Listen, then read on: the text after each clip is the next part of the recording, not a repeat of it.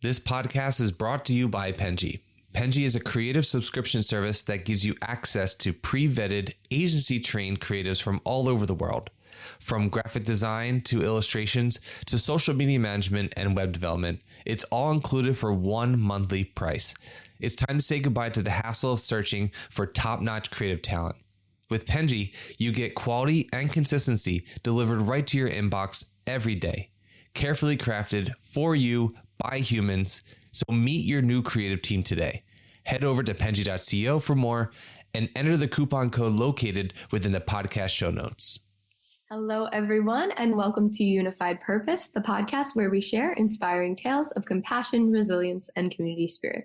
I'm your host, Shannon, and I'm joined here today with two members from Dreamzilla. Thank you guys so much for joining me today. I really appreciate it. Oops, happy to be here. Thank you. Hey, Shannon. Thanks for having us. Thank you for joining me. Can you guys please start by telling us a little bit about yourself, how you got involved in this work, what your position is currently, and why what you do is important to you? Sure. Yeah, I can start. I'm sorry. I'm getting over a cough, so excuse my coughing for a little bit.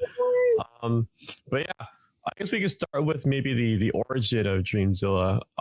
It came to be after my dad saw how many obstacles I overcame as a young man facing the challenge of living as a neurodivergent individual. And Dreamzilla's mission is to empower neurodivergent people like myself to cultivate their talents and to pursue their lifelong passions. So we can talk a little bit about the origins of the name too. So the name Dreams, like the dream part of Dreamzilla, comes from our mission of empowering these people to follow their dreams. And the Zilla part is pretty cool. It's a reference to Godzilla, this big monster known to be misunderstood for being big and bad in the early films. But later on, filmmakers have evolved his character into this protector of the planet. He's defending the people. He's fighting off the bad monsters. And it's cool because it's a portrayal of the neurodivergent community, because now we find ourselves rooting for the big bad monster. And our tagline is "Be your biggest baddest self," which is a really cool tie-in to the name Dreamzilla. My favorite thing to learn about the organization, because I personally love Godzilla, like all the old movies I had on VHS as a kid, and I do think that it's a common thing in media that like a monster or a villain is like misunderstood and has an entire backstory in which, you know, like has overcome so many obstacles and is, you know, those things are ignored and like disregarded, and no one really looks too much into, you know, why someone is the way they are, or, you know, like that maybe what their perception of what is bad or what is good or what is right or what is wrong is not necessarily true across the board. Yeah, and that's exactly why we settled on the name Dreamzilla. Exactly correct. And yeah, I just really like the vibe that it gives off too, because it kind of adds the fun factor too for people building their future. And that's that. At the end of the day, we want them to have fun. We want them to find this lifelong passion, and we want them to have a good time while doing everything we do to help them. That's wonderful. I really resonate with this mission, because I do think that everyone should have the right to pursue what is important to them. And unfortunately, how, you know, the world and society works, sometimes that's not as accessible for a lot of individuals. So this mission is incredible in that way of being able to support so many people that are not always set up for success in the way that the world works. Absolutely. Yeah. Thanks, the name is so. Sorry, I know that we're talking over three people, but continue. Yeah, sorry, Riddhi, do you want to add in like maybe how you like to get involved too, and what prompted you to join us? Yes, for sure. I'd love to. Just to add on to like the name, I think it's really cool because every time someone asks me, "Oh, where do you work?" and I say Dreamzilla, they're always like, "Wait, what?" And I have to always repeat myself. And the second time they hear it, they're like, "Oh my God, that's so cool!" So it's always like a fun, like little conversation starter as well. So, and it is a pretty awesome game. So I really like that. I joined Dreamzilla as a volunteer originally, and I was working with Ken on like the design stuff. So we were kind of looking at how can we create like the brand identity, how can we kind of take that forward, just basically kind of do more work in the space. From that, I kind of have been with Dreamzilla now for two years. And I have kind of, my role has changed a little bit and it's been exciting. The reason I got into it, of course, was my own personal connection to neurodivergence as well. The kind of discoveries I've had much later in life, which explained a lot of the things that I struggled with when I was a kid. And now I'm just like, oh my God, that's why, like, that makes sense, which is always like a really nice moment when it clicks. So that's my initial motivation. And what kind of does keep me going is kind of my lived experience as well, which I'm like, oh, if I had this would be really cool. And kind of making sure, bringing that into the work, always figuring out, oh, this is a good direction, or this is kind of like a good space for us to kind of keep doing work in and expanding it. So that's kind of how I landed here and where I am now. Yeah, it's really wonderful to have the perspective of if I had this, I would be set up more for success. And so people that you're working with, you can kind of use that perspective and translate it to, oh, this might be helpful towards other people. I wish that like this was something that I had growing up or in my experience that maybe you might have now, but you didn't have before. Absolutely. Yeah. So can you guys kind of touch on some programs that you have, maybe some that are coming up or some that you've done in the past that you've really enjoyed or any that are reoccurring? Sure. We have some coming up right now. Before that, Carl, did you want to kind of touch up on any events that you've done in the past? Yeah. So for the programs, we worked on a lot of like really cool things behind the scenes. We've got like support circles in the making. We got workshops, one-on-one coaching, and like funding projects as well.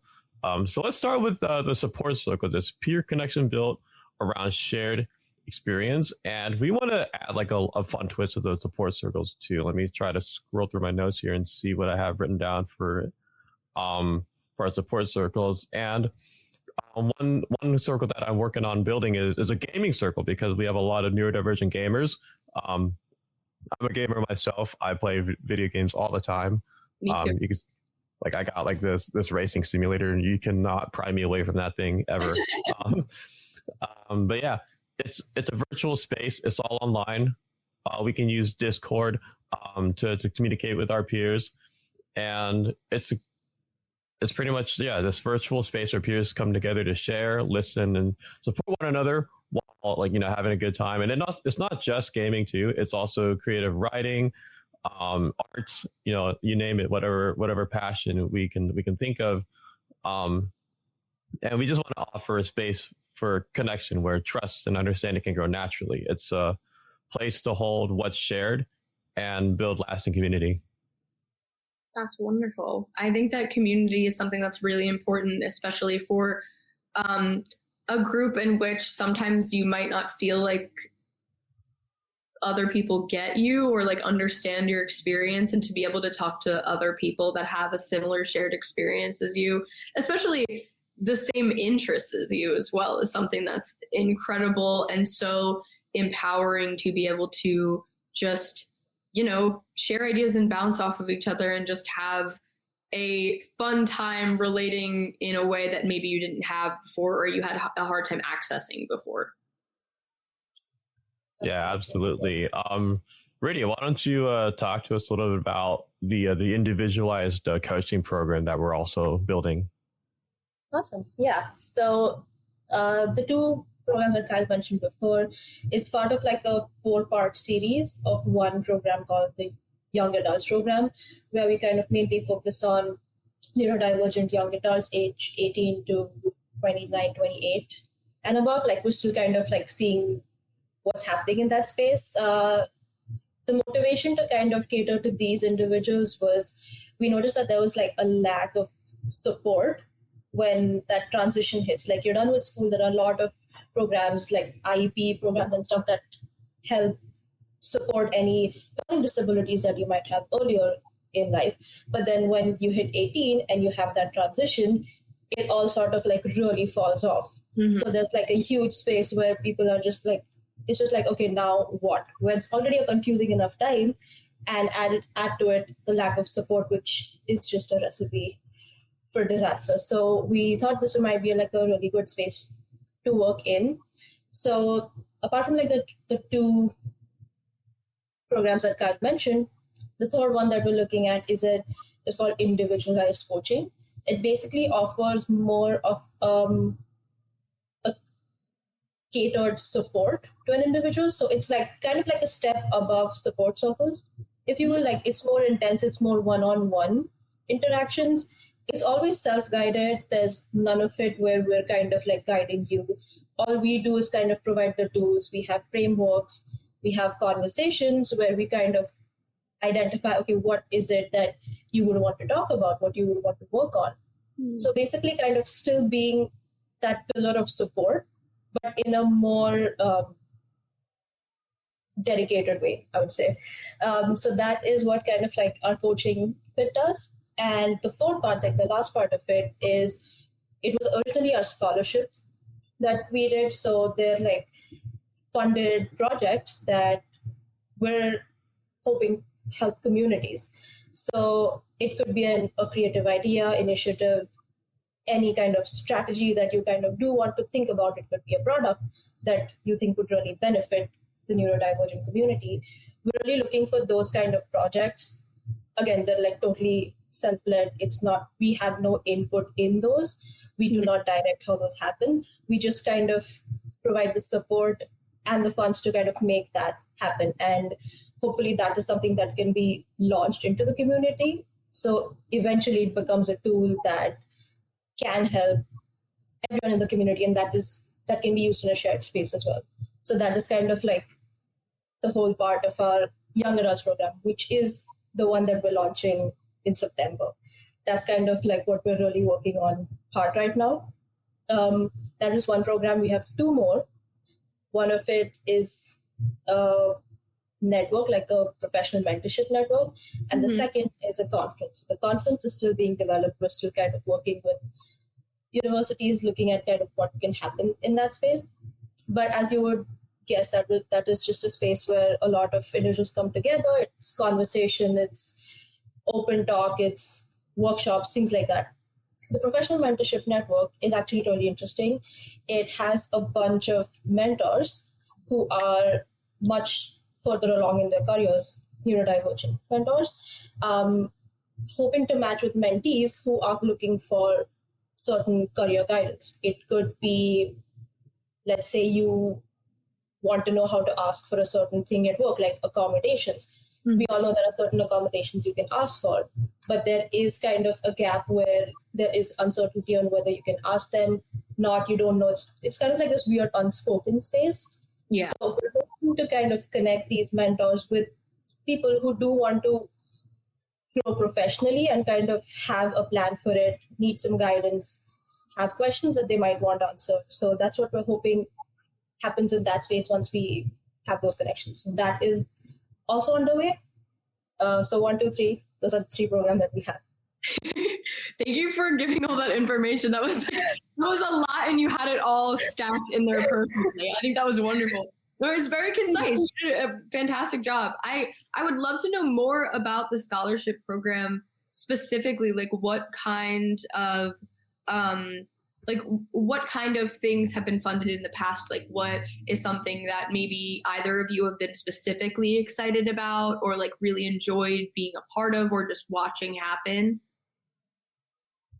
Yeah, I can start with, maybe the first few scholarships that we've awarded in the early stages of the organization. So we were kind of still figuring out what to do exactly with Dreamzilla. And one idea I had was I want to support people to follow their dreams. Because, my dad watched me like chase down the dream of myself becoming a professional race car driver. And I've found a lot of success in that. And I put in the work and the focus and one some championships and a good amount of wins too on top of that. And we wanted to bring that same potential out in others who have the same drive for their own goals. So the first scholarship ever was for a seamstress, actually. She was a really great craftswoman, and we really admired her work, and we wanted to give her a scholarship for it, but it wasn't particularly for her craft. She wanted to use the scholarship to go to school and get a degree. But we liked her path. We liked that she had a unique story behind her passion. So that was our first ever scholarship. And then one of my favorite awards was for a race car driver, another race car driver.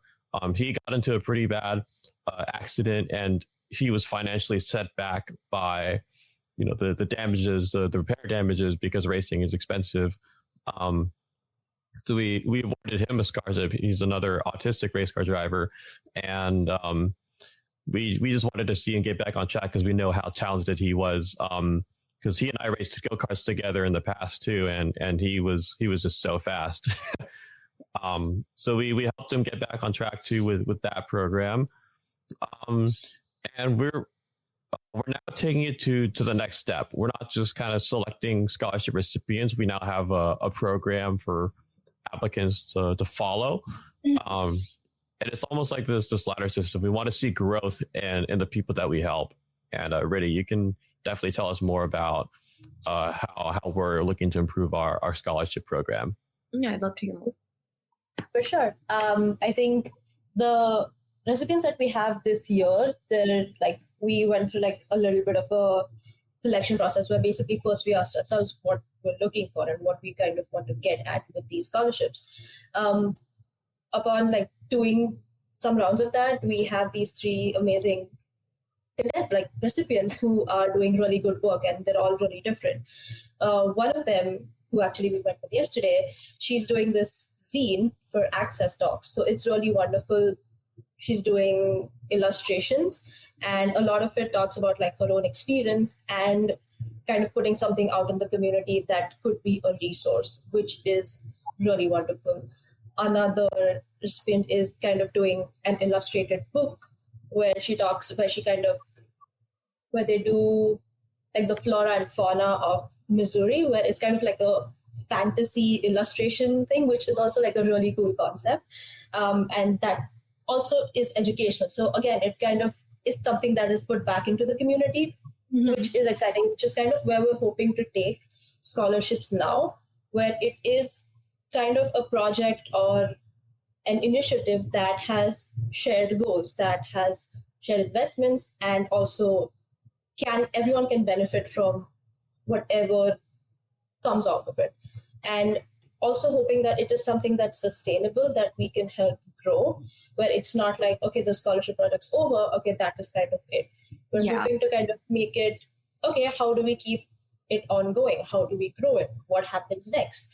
Kind of asking these questions, seeing what people have in mind, who kind of started it. They might not initially have an idea to grow it beyond, but we're hoping that eventually they might think that, oh, this might be something that I could do this with, or I could kind of grow it into that, which again, since it's focused on their passions, it does kind of speak to our mission of we're kind of really hoping to cultivate that passion with the people, with the participant in the driver's seat, basically, if that makes sense. Yeah, no, that makes complete sense. I love, you are trying to support an individual's or maybe a group's passion, but also making sure that that has a lasting impact, which sounds, it sounds like it makes more sense than maybe a dead end, okay, I've supported this passion for a period of time, and then that's kind of it.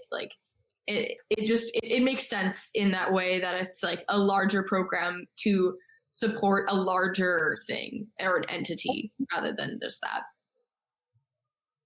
I really love the idea of being able to create these kind of programs for so many different subjects. Do you have a specific what's the word I'm looking for?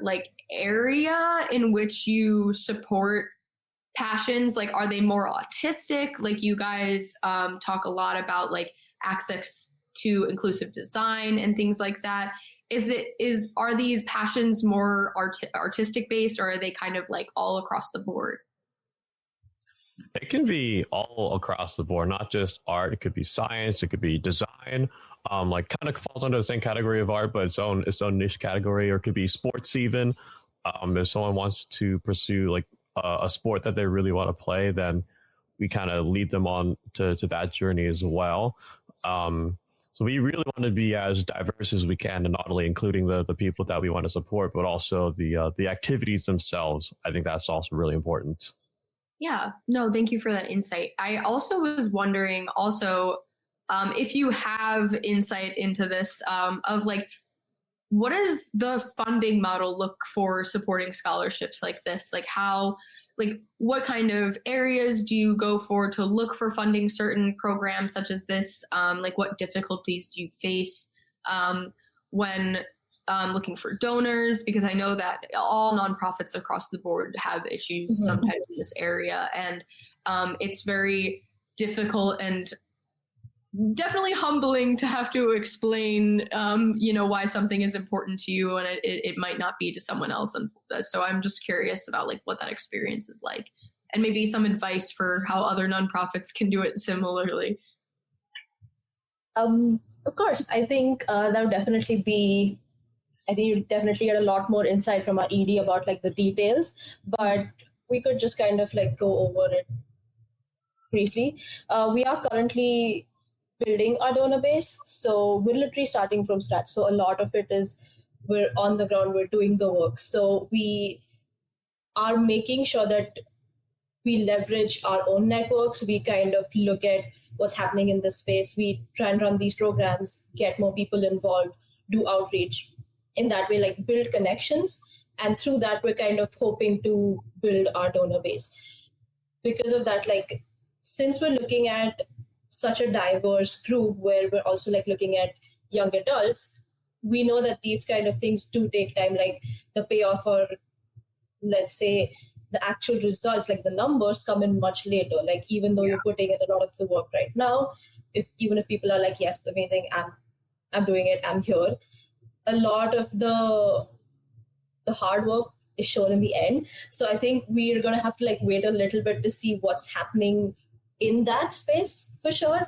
But currently we're actively like looking for people to join our programs, to kind of get involved, grow, which is how we're hoping that we essentially reach that stage where we are a household name, I guess. I completely understand the long-term goal of it all. That's very similar to a marketing role in the idea that,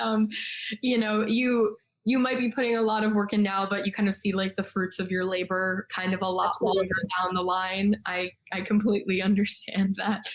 And I appreciate the insight. I understand that you can't go into specifics as it's not your specific position, but it is really helpful to know.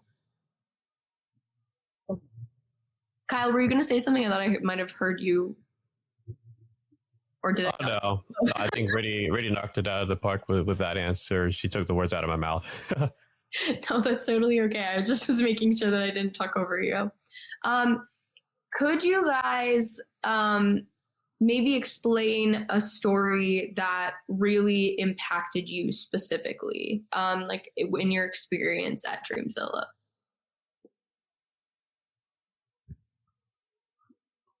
Any stories that impacted? I think it's more so kind of like how we're figuring out like the mission for Dreamzilla, because we started out with just kind of supporting people to pursue these passions, but we had a really good discussion one day about, there are a lot of people out there in the world who aren't even in the right headspace to consider seeking a passion in life, and that's the type of people that we really want to help, because it's a mental health journey for them. So we really shifted the mission from supporting to more so empowering people who need to be uplifted, so that they can can believe in themselves and they can find something that they want to pursue in life. And that really changed like the motivation in me as well to put in the work and like help Dreamzilla develop further to get to the point where we do help people like with their mental health as well, and give them that support, not only that support, but that drive, the same drive that I had when I was younger, and as well as many other people who were blessed to have the opportunities that they did. No, recognizing that need to pivot, I think, is really important too. Like understanding understanding the group you're helping is crucial, obviously, in making an impact. But sometimes you go in with a goal and you realize that might have to change a little bit in order to get closer to it. And understanding your impact in that not everyone has the ability to have goals if they're worrying about XYZ, or like they're not thinking about a long-term goal or like what makes them happy because, you know, life itself isn't making them happy at the moment in time. And to be able to be supported in like at the beginning rather than just looking towards like the end is something that's really important. And to have recognized that and kind of changed your mission accordingly to support individuals that are dealing with different states of mind throughout the process is something that I'm sure is incredibly helpful. Yeah, like that really resonated with me, like that change in the mission too, because like I've experienced it myself at that point. I've experienced like, you know, having a big like mental low point when I was like pursuing like the dream of becoming a race car driver, like believing myself that I couldn't do it, that I couldn't like win these races or championships. And my dad really like played a big role in like supporting me to get me in the right headspace to believe that I can win these races and I can like win this championship. And like I just found it really, really relatable. And there are so many people out there in the world who like they want to do something crazy, but there's like so many things that they're their biggest enemy. They're holding themselves back from doing these crazy things. But we want to give them the hope that they can do these crazy things. They can pull it off.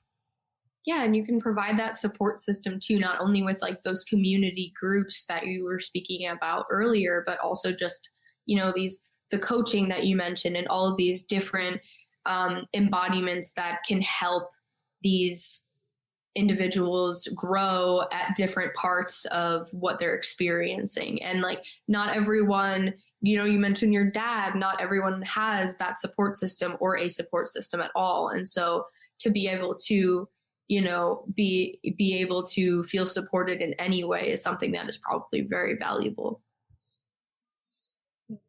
I'd like to add on to that. Sorry. No, you're good. Please do. Just to kind of add on to it, another thing that we were thinking about is like support looks different for everyone, and it kind of is not a one size fits all. So someone might need help with just kind of connecting. Someone might need just help like professionally. So we're also kind of making sure that we meet people where they are. We don't kind of have the same approach to everyone, which is why the programs that we're doing are so modular. They are kind of like super low barrier on access. Our support circles are actually free to attend like always, because we do believe like something like that, like community support, that is not something that we want to kind of charge for. Mm-hmm. That's something that should just be like, we all need support, community, friends, any of that. So we're really making sure that we meet people where they are, and that we kind of let them be the deciders of kind of what support they do want, or what intensity of support they want. Like, do they want like a really light, oh, I'll just check in, I'll just sit in?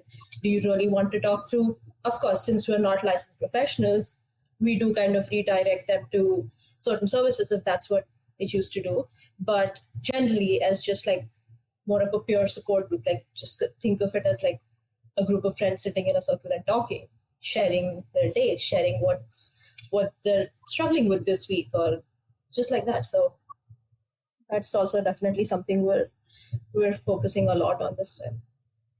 Yeah, something that I heard really recently that makes me think of what we're discussing right now is like the response to stress that everyone says is like fight, flight, or freeze. Well, they're doing studies on, this reaction, like this instinctual reaction that people have. Like why that came about was because of a research study or several research studies on humans' response to stress. But they only did the study on like able-bodied white men around a certain age, which is normally what research studies are done on, unfortunately. And so they started researching this more recently and have included women and other people of different ethnicities and all of this different stuff, that they realized that there was another response that people had that had a better outcome than these three reactions or so we thought were the only ones, which was community, which was like going to friends or like asking for help and like the outcome of that situation is like the percentage of it being better than those three immediate instinctual reactions that were thought to be the only options in a response to stress is so much better. And I love anything that is fostering community because I truly think it can be helpful to anyone. It's just, the type of community or what you're getting, like the resources within that community, like if it works for you and just being able to find your place in what works best. Exactly. Yeah. That's a really interesting study, and that's a very cool finding. I'm going to go look that up. I would love for you to share that with me if you have it. I got it from a podcast guest, so I don't have a direct link to it. I hope they're not lying to me because that was really making me happy. But I will see if I can find it for you, or if you find it, send it over to me. For sure. Yes. Just love the evidence behind it as well. But hope it's real. But I'm going to keep lying about it, even if it's not, because it's really, really hopeful. But regardless, I want to round out the podcast since we're a little over time, but I think that it was a wonderful conversation, so I don't care. But I do want to be a little forward looking. Like, tell us how people can help. Tell us how we can participate. Tell us how people can get involved in Dreamzilla. Yeah, I mean, all it takes is, it just takes the leap of faith and, finding us online. Our website is dreamzilla.org. You can also find us on Facebook, Instagram, LinkedIn. Always feel more than welcome to reach out. And then we're super responsive with everyone. So, all it takes is, just reaching out. Yeah. And I think one of the things, definitely just if you know someone that you really think would like this, if you think, oh my God, this person would find this really interesting, just feel free to share it with your friends, family, anyone who yourself might be really interested.